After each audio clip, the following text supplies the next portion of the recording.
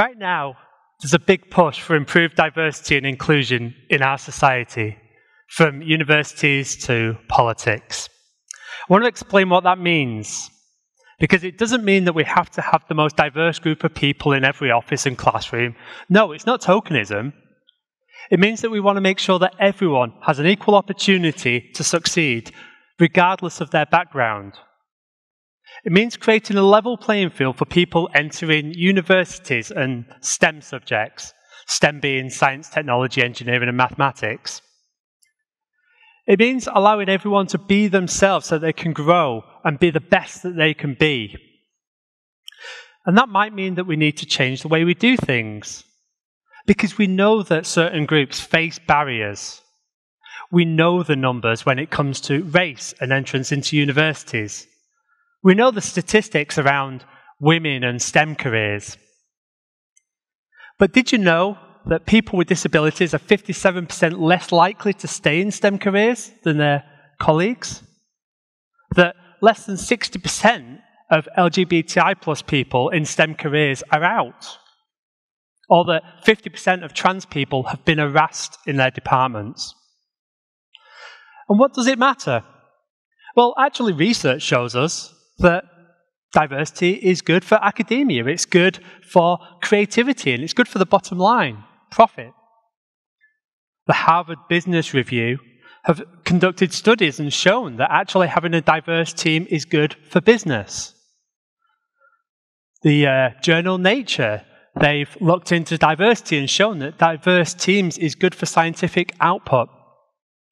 See, having a really mixed bunch of people in your office with all different ideas, different ways of looking at things, has got to be good for creativity and innovation. And of course, if you allow everyone to be themselves and achieve their maximum potential, that means that we can recruit from a bigger pool. We can take the best minds. It's pretty good. So we know that diversity is important. And there's been loads of initiatives trying to improve diversity, but why aren't they necessarily working? I say it's a lack of trust. I don't think that people from traditionally marginalized groups trust academia, because I didn't used to trust academia. I'm a material scientist at Oxford University, and I regularly hear that I don't look like a scientist. It's true. I'm trans, I'm a woman, I'm covered in tattoos, and I often have brightly coloured hair. It's not standard fare in my field. I tend to, stand out as a scientist. And I've come to embrace that. But that wasn't always the case. I always knew I was trans, even if I didn't have the words in the distant pre-internet days. I didn't see anyone else like me. And so I just kind of assumed I was broken. I hid who I was because I didn't want to be beaten up. I was worried about being medicalized or corrected. After a rocky start, I did a degree in electrical engineering, and then I went on to work in industry. I followed that with a degree, a PhD in material science, with a really great group in Manchester.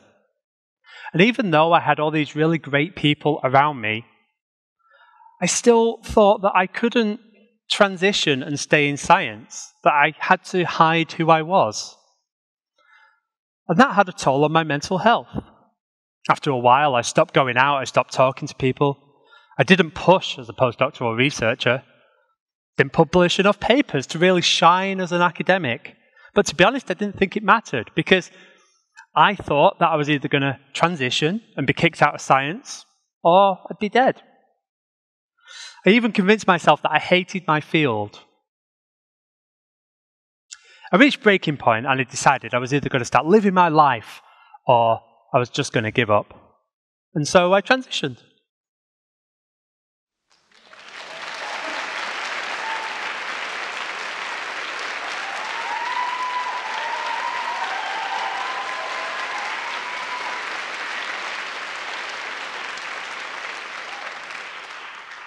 Wasn't expecting that.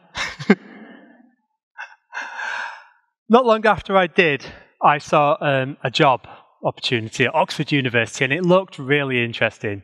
But if I'm honest, I just wanted to see how I was going to be treated now that I was trans and a scientist.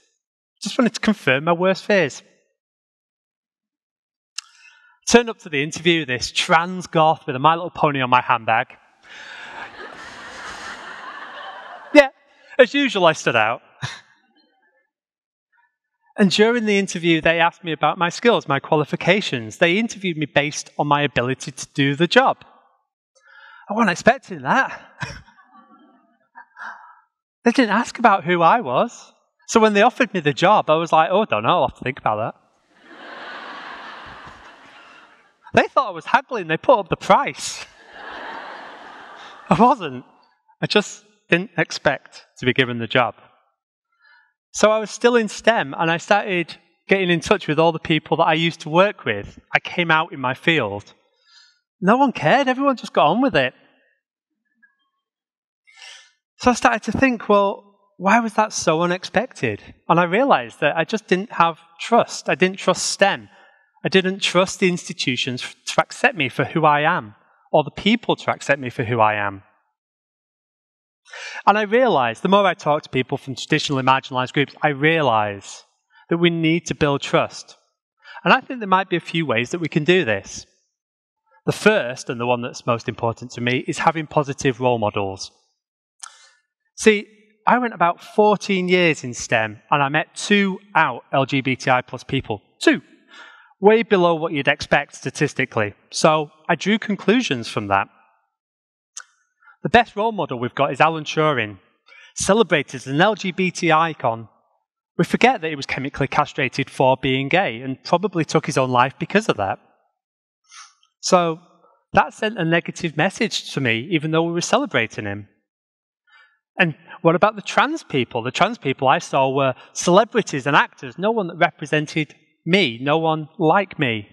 How could I have a career in STEM if I didn't see any trans scientists? Once I was accepted, I came to realize this lack of role models had really impacted my life so far. So I started sharing my story, and people started listening. People started to say that they were worried about the same things that I was. From all career stages, from all STEM subjects. I wasn't alone in my experiences, so I just carried on talking. I'm really privileged. I'm given a position by my department, by Oxford University, where I can go out and talk, share my experience, and show that someone like me exists. Show that someone like me can be a scientist. And I talk to a lot of groups, and it's great if we've got these role models. It's good, because it shows that you're wanted in an institution. But once there, you need to know that you're going to be free to be yourself. Universities are putting all these guidelines and policies in place, but that won't magically make a difference. We need to know that once we're in those places, our staff and students are going to be free from bigotry, free from intolerance. Because universities are all about innovation and creativity, we should be free with our ideas and bold with our, concepts. Got to have a little bit of faith that you can fail. Failure is often vital for innovation.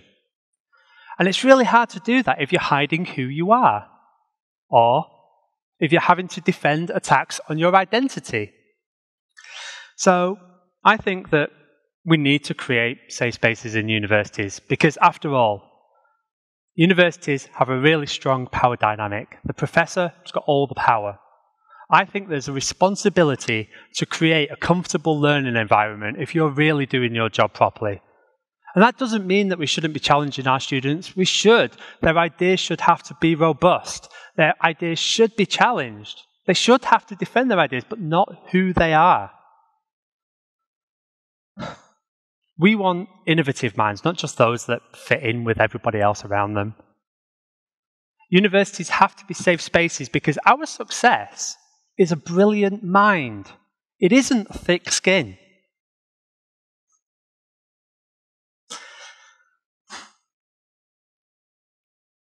And of course, there's some academics, politicians, even commentators. They challenge this idea that universities should be places where people are able to grow.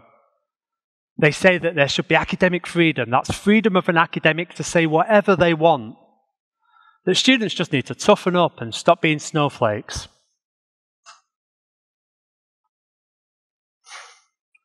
But if we're really serious about diversity, then institutions have to take responsibility both for our actions and for the consequences of the things that we say. See, if a student goes to an engineering department and the female bathrooms make up a quarter of those for the males, that sends a message.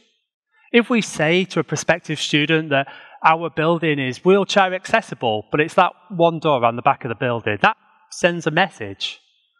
It's common sense. We understand how these actions send a message about how much we want our students. But less clear is speech. What if we have a professor that repeatedly writes in the national press about the positivity of slavery? What if we have a physics tutor who writes in their blog about how homosexuality is a sin? See, we can have all the policies we want, but these are the things that show how much you really believe in diversity, your commitment to diversity. And what impact do personal views have on the education sector? Time after time, we see politicians either standing down or being removed from post because of the things that they've said in private. These sexist, racist, homophobic remarks, they make them in private. What does it matter as long as they don't say them in work? Well, we see them lose their job because we know the truth. That those comments do impact their job. They lose the trust of the public that they work for. A tutor's job is to provide the best opportunity for a student to learn. That's what students are paying for. And it's hard to do that if you're creating an environment that calls into question the validity of trans identities. That's going to impact the students' opportunities to learn, especially the trans students and their allies. We've got to understand that there's a difference between understanding why trans identities exist and questioning their rights to exist. At what point does the academic freedom of a professor to say what they want impact the academic freedom of a student to learn? So yeah, if we're serious about diversity, then we need to start having these difficult conversations. We need to start asking these difficult questions. And there's no easy answers. But we do need to challenge the way things have been done. We need to create safe spaces. We need to promote our diverse role models. And we need to build trust in our institutions. I'm lucky. I work at a department that supports me. And it's nothing to do with the policies or guidelines. They treat me like an equal member of the team. If I achieve something, they share it. Oxford University puts me on their social media. And right now, putting a trans person on your social media attracts all sorts of criticism.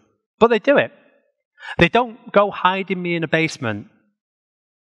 Just for clarity, I do work in a basement, but that's a...